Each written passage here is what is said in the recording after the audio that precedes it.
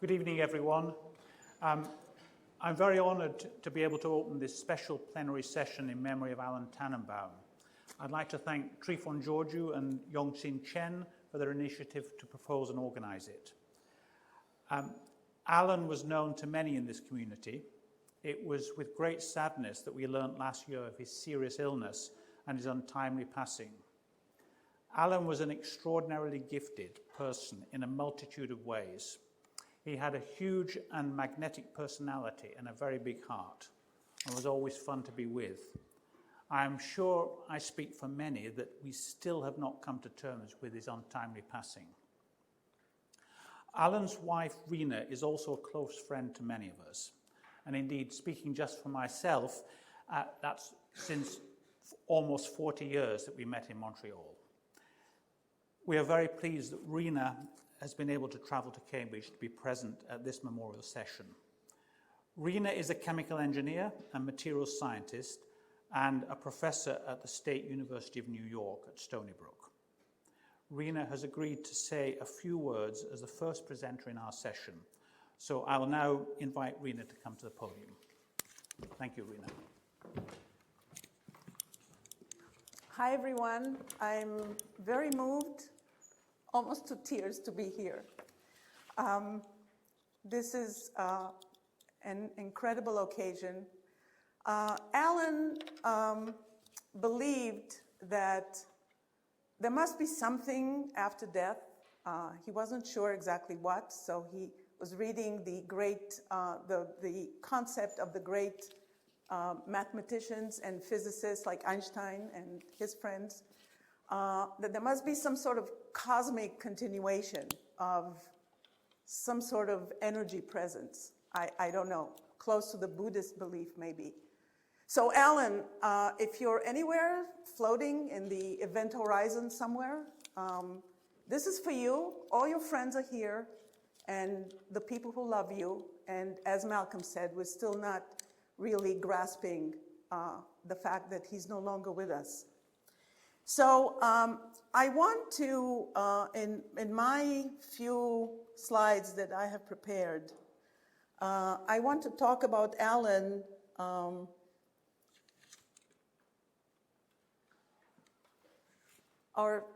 for many of us, he was our superhero, was certainly my superhero. And he had many, many facets to his personality, to the things that he was doing. And I think this picture that I actually found preparing for this presentation is really very, very typical of Allen. Carefree and very open and a man of the world, a Renaissance man of many facets. So this is where Allen started, okay? Allen was born in Brooklyn, but he grew up in New York, actually in Far Rockaway. It's a peninsula. And essentially, he grew up on the beach. When he started going to school, many days he did not go to school. And eventually, they sent a truant officer to see what's what. But on that day, he was at school. So that saved the family from total shame. He came from very humble beginnings. This was Beach 56th Street in Far Rockaway, and this is his apartment. This was the window to his room. And here he is with Tom, his first grandchild, Manny's son, those who knew Manny. This is Rockaway Beach, where he spent most of his time and with his friends. And this is Allen the hunk again at Rockaway Beach. And you'll see he really liked to be a superhero, and you'll see him making muscles.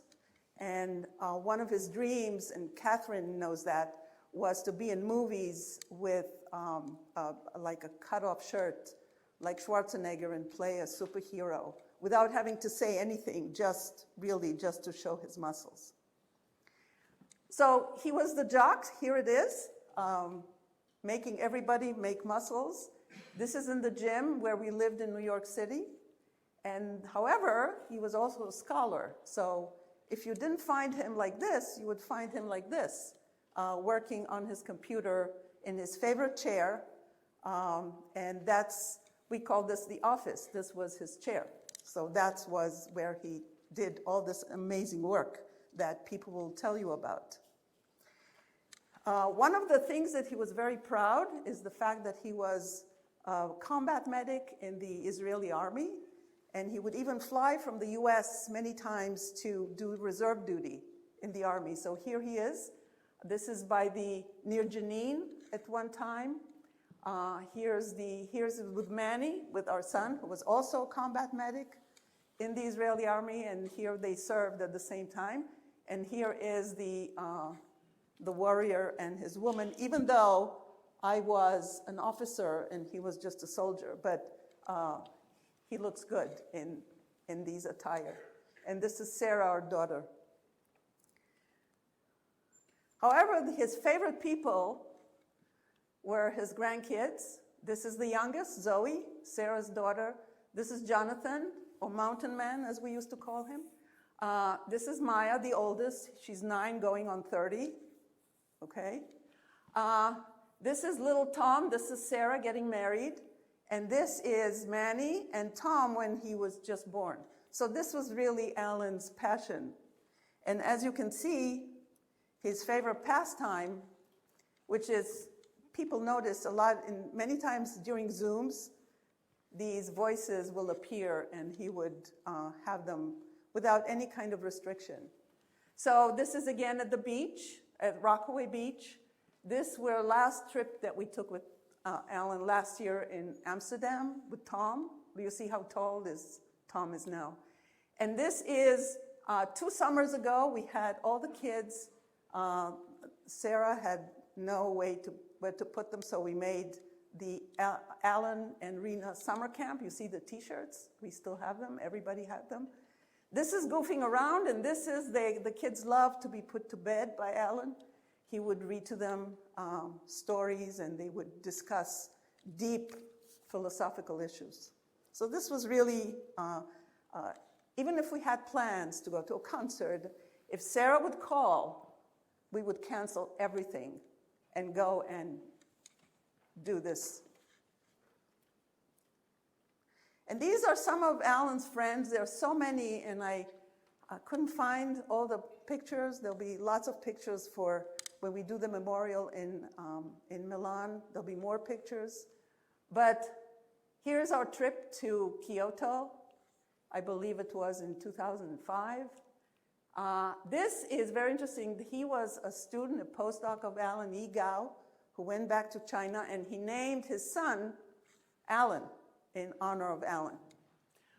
These are 2 of Allen's favorite graduate students, more recent graduate students, the Xavier and Sean, and we're still very close friends with them. And even I communicate with them almost weekly. These are Allen's dear friends, Peter and Cherry from Minnesota. They went to grad school together. They were grad students together. These are friends from Israel. We would always travel with them. Nachum and Tova Shimkin, we went everywhere with them. This is the wedding of one of Allen's students and postdocs, Rome Sandhu. He's a Sikh, so we were in Michigan for this amazing wedding, and you see Allen in sort of Sikh attire. And of course, Allen's brother, Tryphon.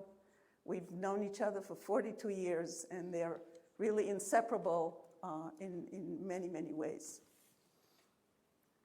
And Allen used to be quite a rebel, and so in his youth, he used to be on the barricades at Columbia University. But finally, we had something to fight for, and that's the anti-judicial reform in Israel. So this is in Washington Square in New York, where we went to a demonstration, with many demonstrations almost every week. And this is in Israel. This is Nahum. This is Nathan Peterfreund from the Technion. And here we are. We would go judicially. Anytime we would be called on the WhatsApp by the group called Brothers in Arms, we would put on our shirts, take the flags, and go demonstrate. And I did it by myself this year. Finally, this is the Tannenbaum family, and Allen really was the leader and the heart of the Tannenbaum family. These 2, where are they? This one, and this one. This is Stephen Tannenbaum from Boston, and Arthur Tannenbaum are Allen's first cousins, and they were like brothers to him.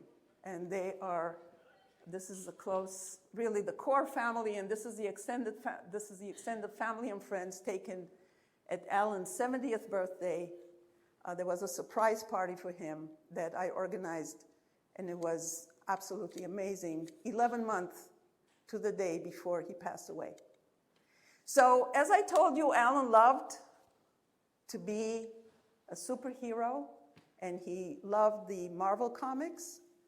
And I think that maybe now his favorite character was the Incredible Hulk. So here's the new Incredible Hulk. And this is, those of you who don't know, this is Spider-Man and Thor. He learned all about Norse mythology from Thor comics. And this is Iron Man and the Flash. Okay?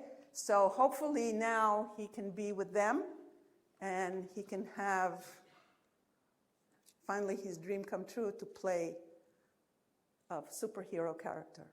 So I shared with you some glimpses into Allen's personality and various activities, and I think now comes more the professional aspect and the friendship aspect from some of his students and colleagues and friends. Thank you very much for coming.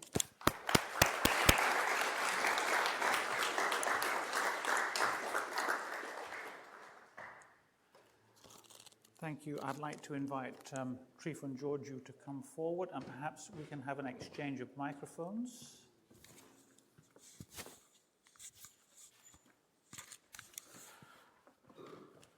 So Tryphon is a professor at the University of California, Irvine, and previously for a number of years was a professor at Minnesota.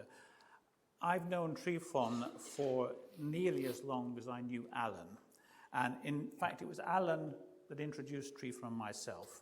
So I think we both agree that without Allen, we may not have had this long friendship and collaboration. So Allen is tremendously important for the two of us. Tryphon, thank you, over Malcolm. to you. Thank you. Thank you all very, very much for coming. We are all here to celebrate the life and legacy of Allen. Allen was a dearest friend to many and many in this audience. And he was a lot more to me, family, like my brother. I first met Allen on August 4, 1982, and I remember Allen and Rena coming down the hall from Larson Hall in Gainesville, Florida, with their two kids. Sarah was in a stroller, and Manny was pulling Allen on one side. And from there on, we became very good friends. Allen used to pull me out of my office. I was stressed at the time. I was a student. He was visiting faculty, taking me to the gym to do weightlifting together. This picture is from Kalman's house. We had a gathering, and you see Yutaka, Pramod. To the right, Pramod is my wife, Effie. I'm behind. Allen was bigger than life. He had an infectious smile, a positive energy, exuberance, and optimism. And this is how I remember Allen. He had a big heart. He was there for everyone. He was caring for every person. And he would take a bullet for his friends and for what he believed. And out of this, there was an outpouring of creativity and humor.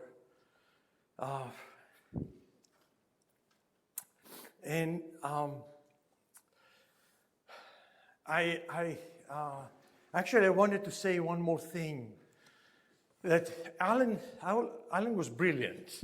One thing that never happened was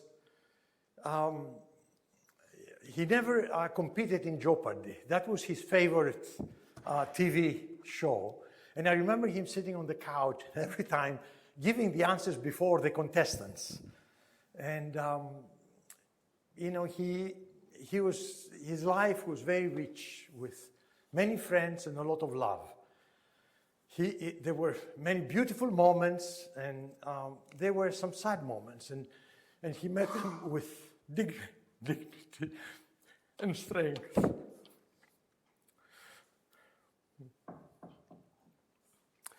These are some of the very beautiful moments, and you can see from the left, it was in Cairns, Australia, after the CDC. We went to Great Barrier Reef, and to the left is Peter Olver, and above is in 2015 with Malcolm. In the middle, there is in New York at the party on Allen's 70th birthday, and with friends all around. At the bottom is with John in Minneapolis, and Allen is raising his hand, asking a question. We had a party at my house, I remember.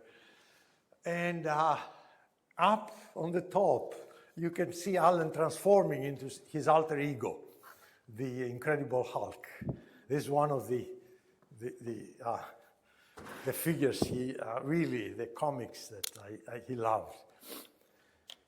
Allen came out of the 60s, the culture of the 60s, as Rina said, and he was educated, and the picture there is there to prove it. This is a typical student of Columbia in the 60s. That's where he was educated, and then he continued on for the PhD at Harvard University. His advisor was Hezuki Hironaka, and he studied algebraic geometry. Algebraic geometry was sort of the queen of mathematics, so to speak, a hardcore, abstract mathematician, and can't get more than that. He was publishing papers that it would be very difficult for any of us right now to read. The generational curves, and there was the Chaudhry-Tannenbaum theorem, Chow's scheme. He made several contributions there. Very quickly, he was attracted to control. He was influenced by his second uncle, Isaac Horowitz, who was a very prominent control theorist at the time. And then he took a go at certain important problems, and he looked at, formulated and solved the so-called gain margin problem. This was actually the first use of a bunch of tools in Evalina peak theory that we came to love in the 80s and early 90s in the control field. He was the first one to solve, to give actually a closed form solution to a feedback design problem using analytic function theory.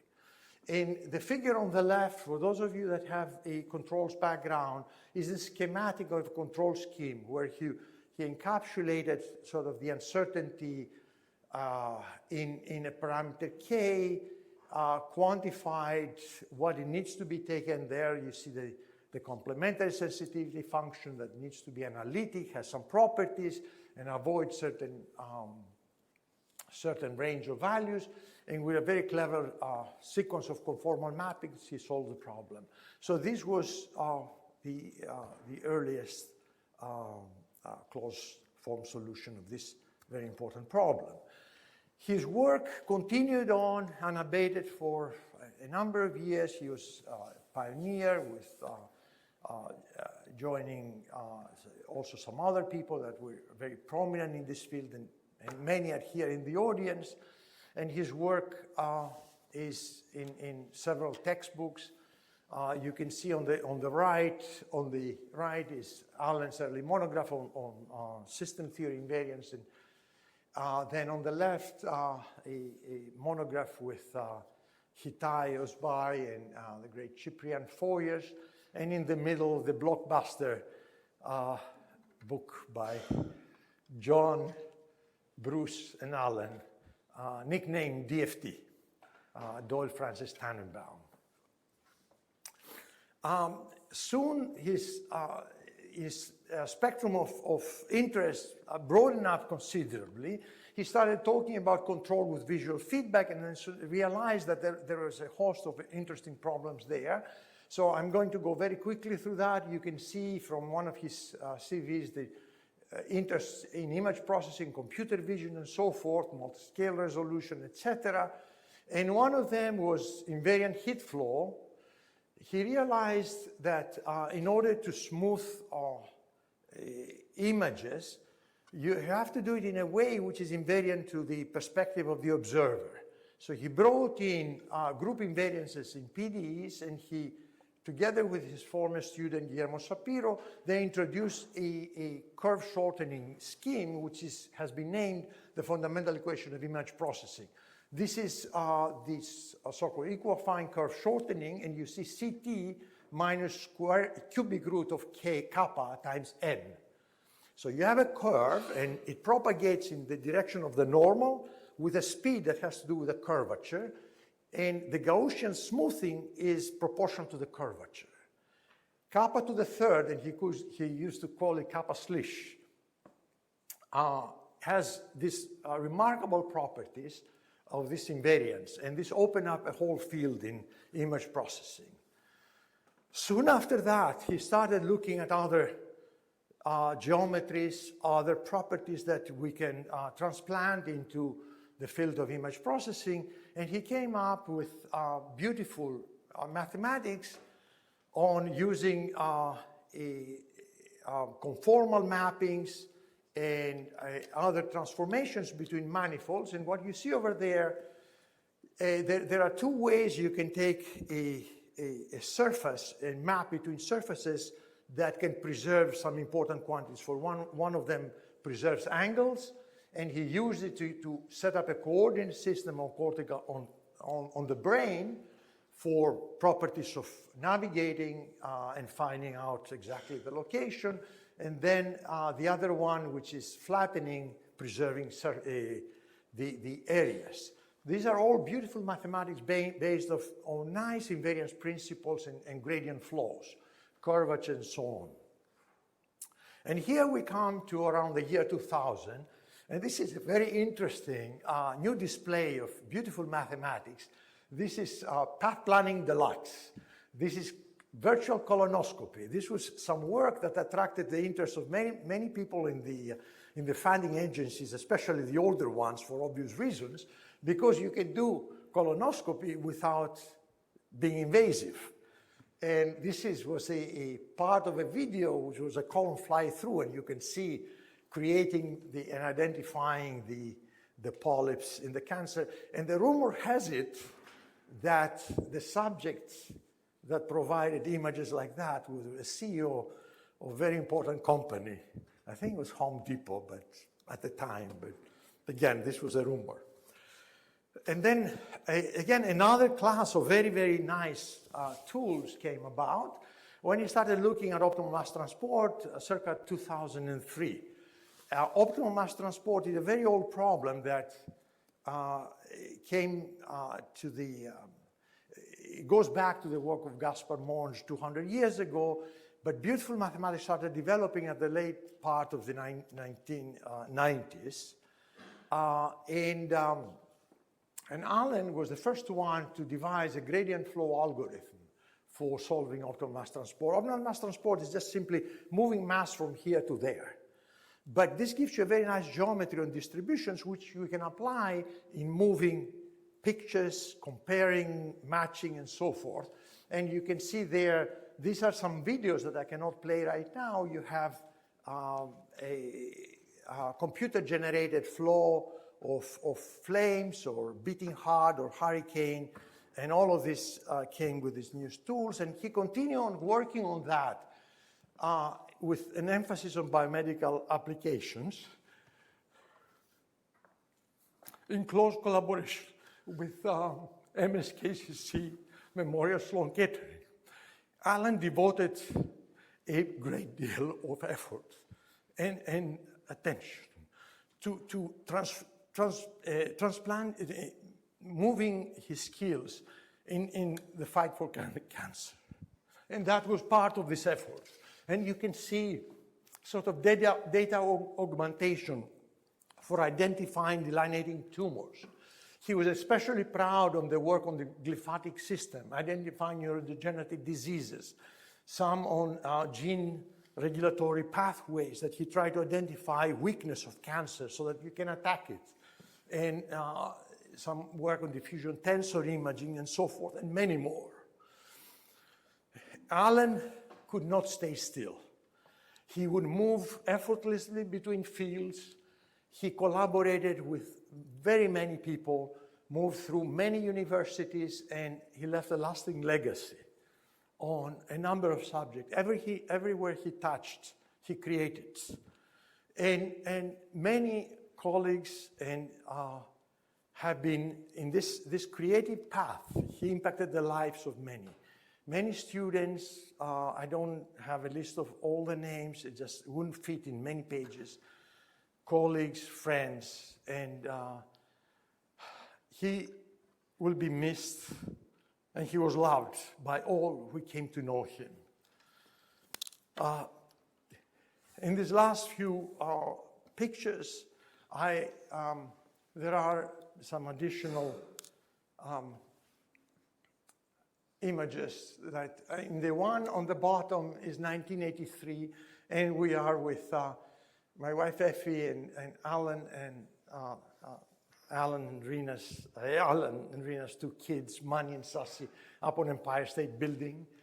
The other one is exactly as we saw in Rena's slides, the place where Alan grew up in Rockaway, New York. And this behind is the room that he was a kid himself.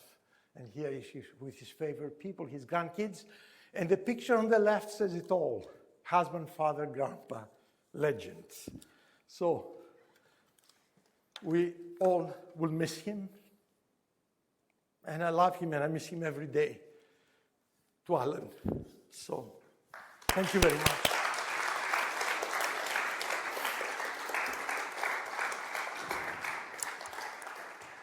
Thank you very much, Tryphon. I wonder if we can do if I can invite Itai to come forward, and we'll do the microphone transfer.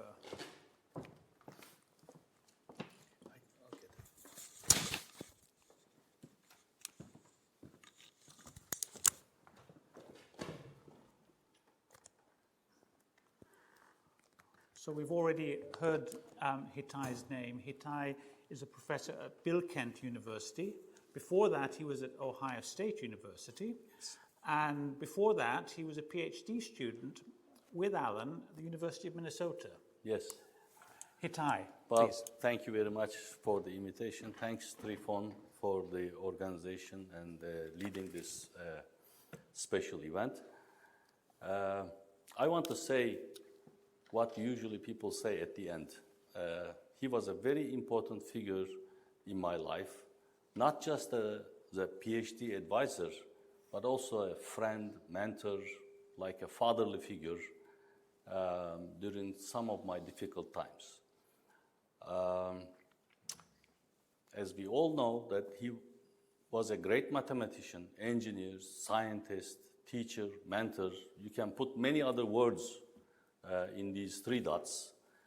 But most of all, he was a wonderful person spreading joy to everyone around him. I mean, this was emphasized in Tryphon's remarks and also Rena's remarks. So this picture, again, shows up in my presentation, says it does spread joy around him. Sadly, I don't have any personal photos of him from the times 1985 to 1995, because the digital photography was not common at the time. I mean, some people had photograph machines and then they took pictures, and I never had a chance to have a picture with him, unfortunately. But many years later, I took this picture of him at Tryphon Fest in CDC 2016. So that's the only picture I have taken myself of Alan. Okay, let me tell you a little bit about my first years with Alan. I was a master's student at McGill University, and Alan was a visiting professor there. And in fall 1985, I took a first semester linear systems theory course from him. He was fascinating. I mean, he would jump around the board and very energetic, He was trying to get the message to the students and look into your eyes and see whether you get the material or not. I mean, I was very much impressed. But then in winter 1986, he taught a very special course under a code which was usually taught by Georgiou.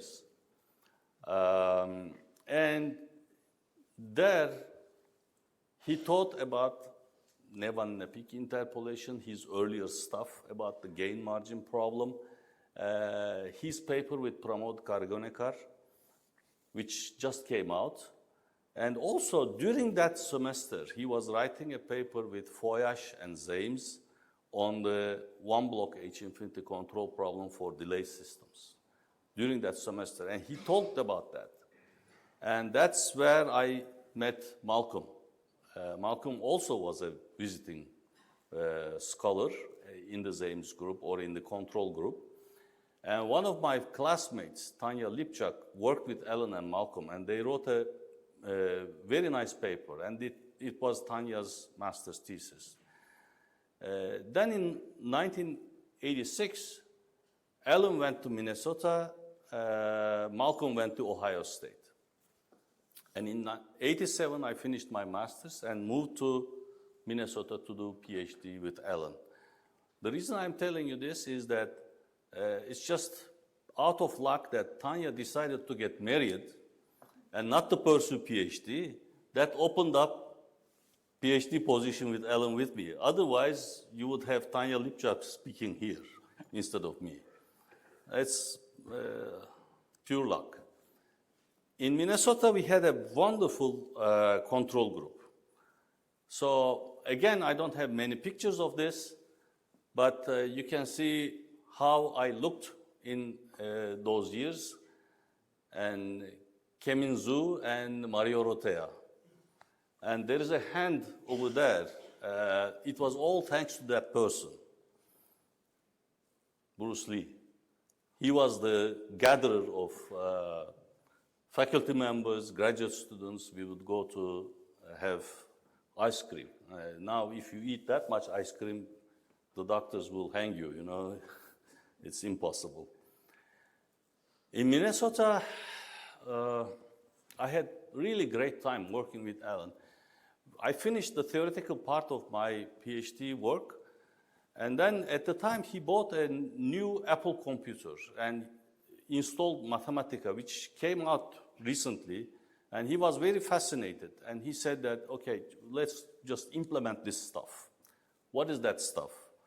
Solving infinite dimensional H-infinity problems using finitely many equations. And at the time, he was collaborating with people who were working in Honeywell Research Center. And some of these people were Günther Stein, John Doyle was there and coming and visiting and going, Dale Enns and Blaise Morton. And we did have some papers with Dale Enns and Blaise Morton later on. Then in '89, I finished my PhD and moved to Rhode Island at the end of August. But while I was moving to Rhode Island, I met Malcolm in one of the occasions where he was invited to visit Allen. And this is a usual occasion that Allen and Rina would gather people around. You know, they would have out-of-town guests, in-town guests. So some of these people I met there in their house. And '89, spring was either spring or summer. Malcolm came and visited, and we worked on an extension of the stuff that we had done before. And we wrote a paper together with Malcolm when I visited him while moving to Rhode Island in the summer of 1989. And we finished the paper at Ohio State in his office. The office is Dries Lab 404. And by the time that paper got reviewed, revised, rejected, accepted, later on, anyway, Dries Lab 404 was my office. So Malcolm, in the meantime, moved to Cambridge. Ohio State opened up a position. and eventually they offered me the position, and many, many years at Ohio State, at the beginning, they always referred me as Malcolm's replacement. And this was just to put pressure on me. And it's an impossible thing to replace Malcolm, you know. At Ohio State, our collaboration continued with Allen until 1995. And at that time, we wrote a book with Cyprien Foyash. For that, we visited Bloomington, Indiana, many times, a couple of times at least. But it was a very intensive work. I mean, I never had such an intense work with older professors. I mean, Foyash was, in my mind, was very old, and I couldn't believe how much energy he had in doing this work. And that was my final publication with Allen. And after I moved to Turkey, I rarely saw Allen, and the last one was in 2018, Miami Beach. We miss you dearly, Allen. Thank you.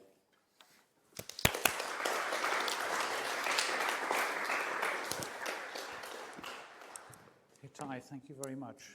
I'm not sure you've told a bit of that story completely accurately. I think they got someone who did the job properly at Ohio State when they hired you. Could we now exchange the microphones? Sure. Yongxin, if you'd like to come forward.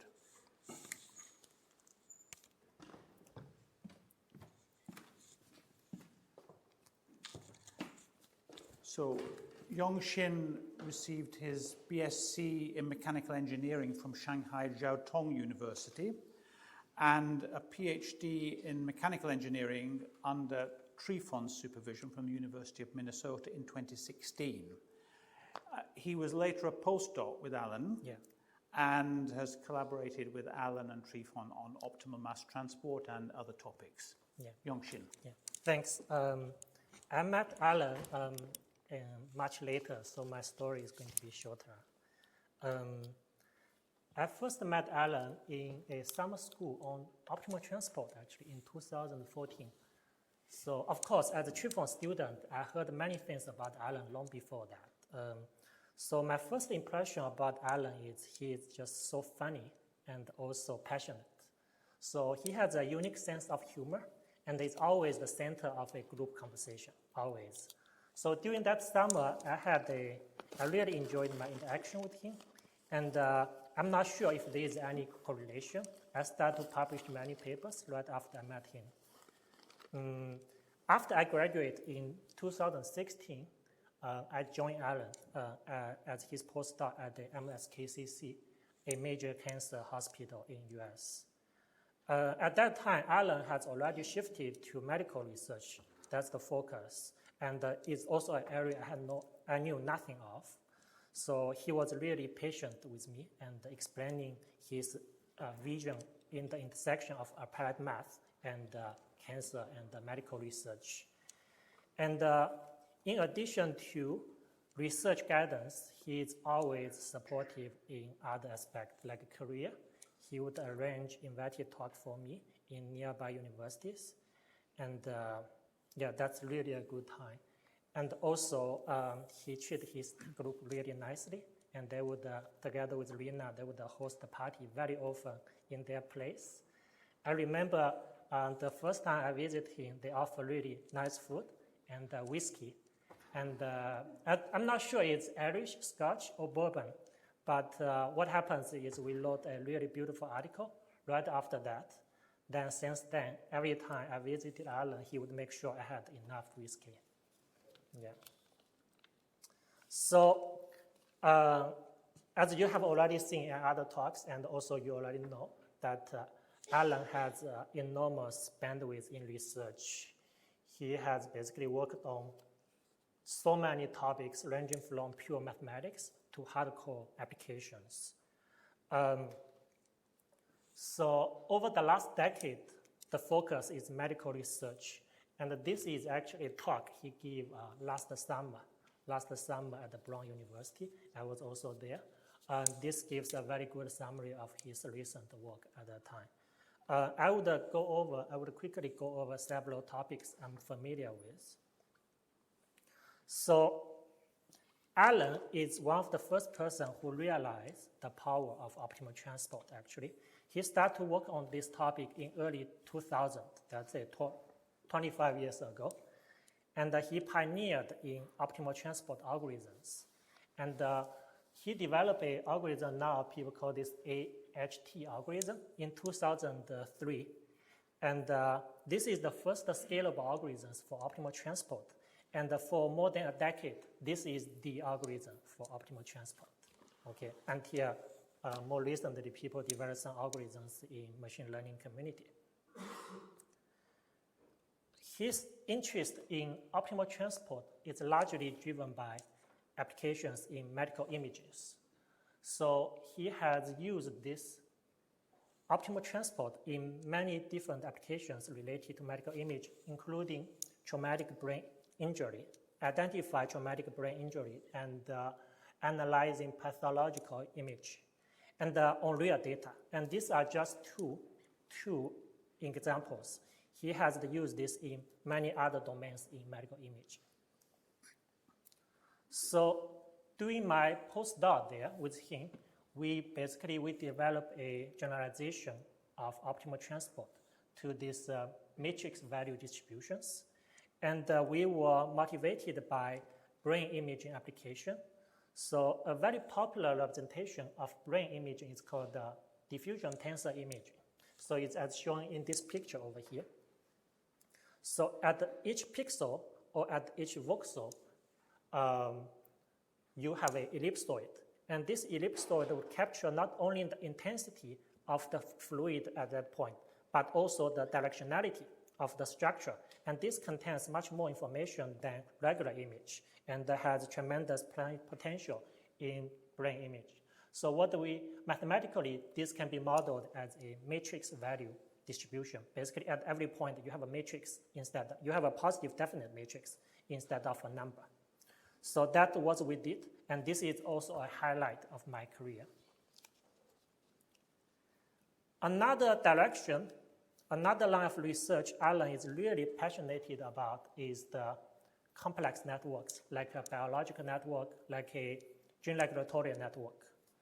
So based on optimal transport, Allen discovered these very beautiful connections between robustness and curvature. The curvature is a Ricci curvature, or is a generalization of Ricci curvature on graphs. So he applied these techniques on many different problems, and now it has become a new cancer hallmark, so can help you identify cancers. So this technique has been used in clinical trial, and also I think has been used in new drug development.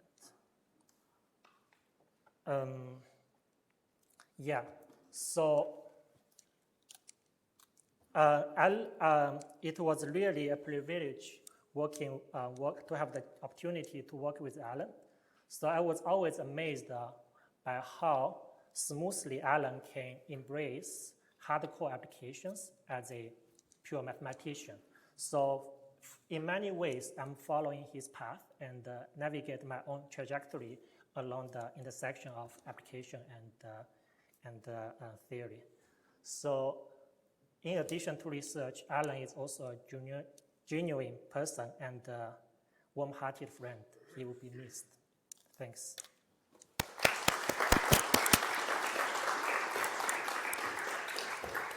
Yongxin, thank you very much. Yutaka, would you like to come forward and take the microphone?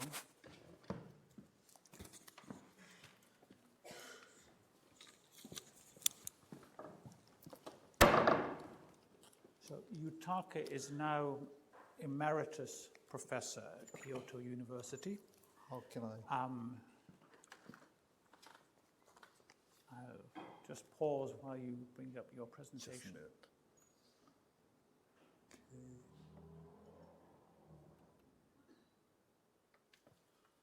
Does this work? Okay. How can I make it? I think it's Control L. full screen. Control L. No, that's not a PowerPoint, and this should. Oh, okay. Very good. Yeah. So, I think, Yutaka, you met Alan back in Gainesville Back in in Gainesville. 1981. And I think I'll just hand it directly over to you without further introduction. Thank you. Actually, my recollection of the year was wrong. So actually, it was December 1982 when I attended my first or second CDC, and I met Alan, who was visiting Gainesville as an visiting assistant or associate professor, I guess. So my first encounter was 1982 rather than 81.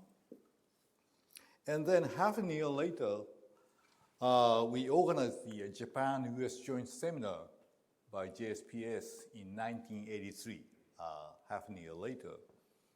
And there, I had occasion of talking to Alan.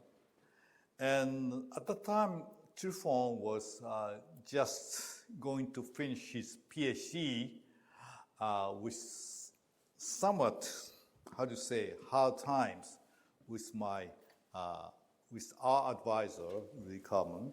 And Alan, as I recall it, greatly helped Tryphon to go through and actually get him the PhD successfully. And then here's the picture from JSPS seminar. Sorry, Alan's only halfway here. And here's young Tryphon. Here's young Yamamoto. And this is Effie, Tryphon's wife. And Pramod with mustache. And Seema, who just got married to Pramod, or Pramod just got married to Tryphon. What's wrong? Whoops. What's going on? Oh.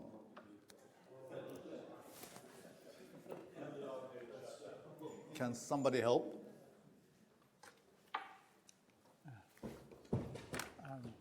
We know we have It's help on, coming. But Yes. thanks. But at the time, I didn't have much chance to talk with Alan and professionally or technically. But I had the occasion, luckily, after 10 years, there was, I think it was right, there was the INRIA Sophie workshop in INRIA Sophia Antipolis in France back in 1992, and where also Malcolm was invited and gave a talk. And I had the occasion, by the way, I think we went to a restaurant on seashore, and I couldn't speak even a word of French. And as a matter of fact, I got lost and couldn't find the right direction for my hotel. And it turned out a very kind family of a restaurant helped me to find my hotel. And Alan, Rena, and me went to the same restaurant, and we had a good time. And at that time, my collaboration with Alan started. And that was just about the time that Hitai got his PhD or just about the time that you were getting out with PhD, right? And I started talking about H infinity for infinite dimensional systems. And the amazing thing is that the so-called skewed template theory that he invented or he started out. And I was working on some class of infinite dimensional linear systems, which I called pseudo-rational, with the intention that that's close to rational functions. And we ended up with a rather nice extension of Chow-Carbonical formula then. And I was lucky. And visiting at the time, I used to visit Allen almost every year around the CDC time, so that we had the almost 10-year collaboration back and forth, and every now and then, particularly around the time of the CDC, Rena's birthday was very close to CDC time, and I was particularly amused that I had this memory of remembering your birthday, and you had this occasion of accusing Allen for forgetting of celebrating your birthday. In any case, okay, Allen's personalities, as everyone remembers, joyous, joking almost always,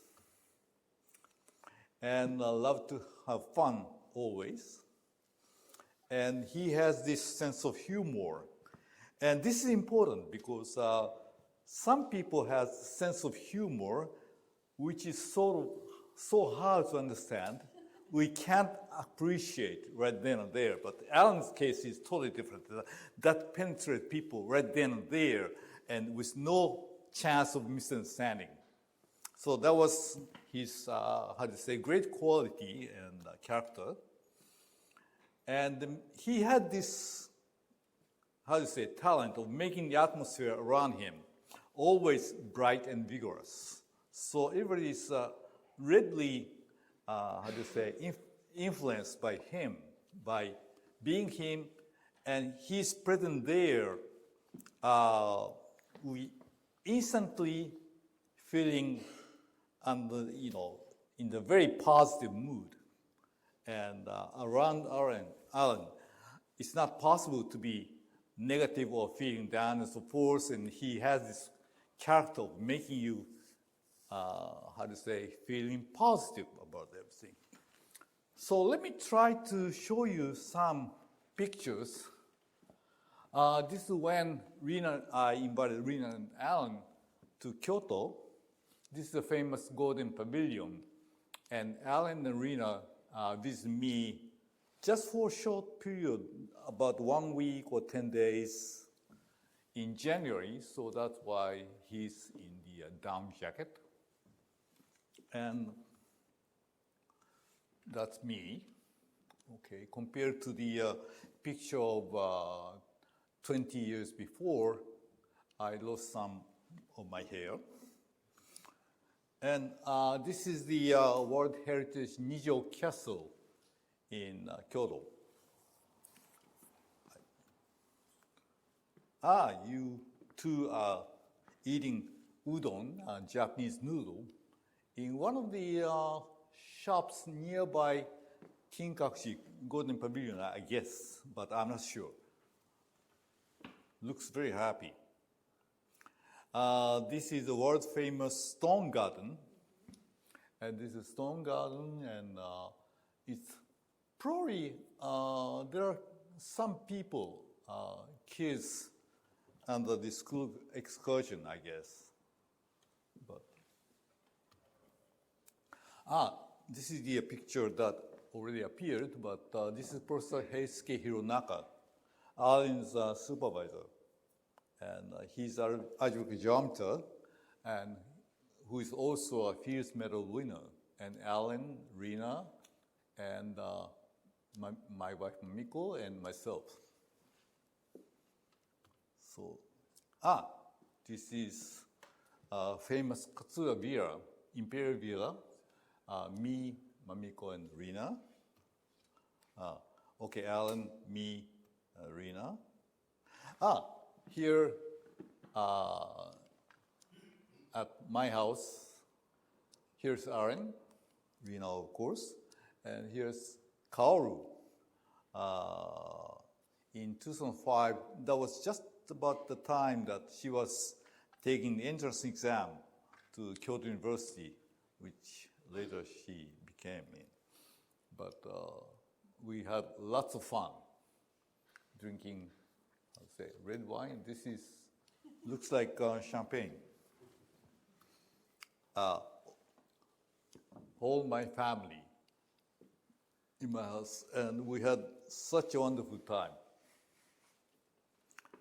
In conclusion, okay, Alan's background is, as you know, and as everyone said, that he got his PhD under Heisuke Hironaka at Harvard University. And why he switched to system theory? Because Tryphon knows that. Professor Kalman invited him to come to Florida. And part of the reason is that Allen had a background in system theory in the sense that his uncle is Isaac Horowitz. He's well known for QFT, quantitative feedback theory. And so he had some previous exposure to the idea of feedback control, and somehow, I don't know how exactly he met with Professor Kalman, Rudy Kalman, but that's how he got into that. Part of the conversation was related to canonical forms, as I remember it. But I don't, do you know? I don't remember the details. Switzerland, yeah. Etihad.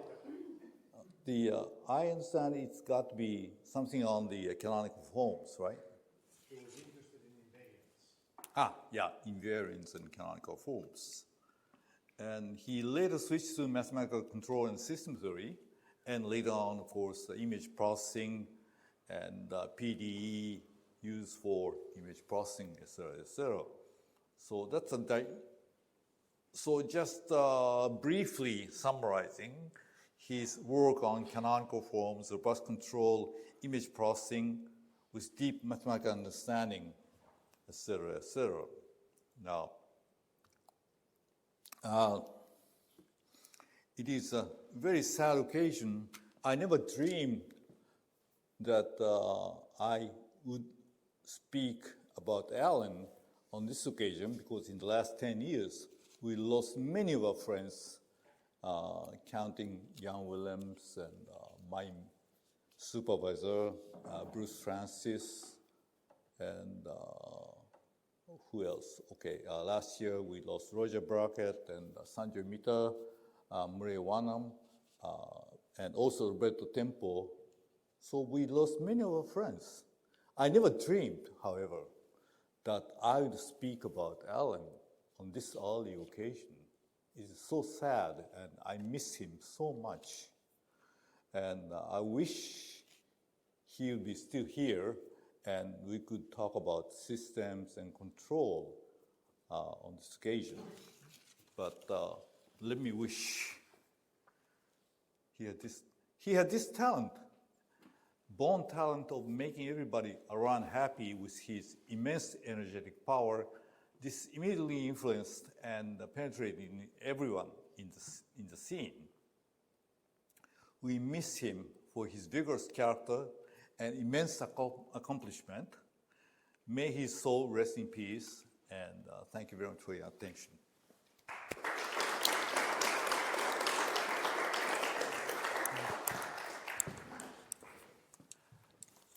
Thank you very much, Yutaka. Thank you. Yes. It remains for me to close our session. Our speakers have brought to life Allen's unique personality, his charisma, his huge heart, and the tremendous support he gave to friends and colleagues. His extraordinary gifts in all he touched, the energy and brilliance that he brought to his work. If he'd been here in the audience, we would have heard his tremendous voice and some witty remark that would have split our sides with laughter. May we just close with a round of applause for our speakers, but also for Allen.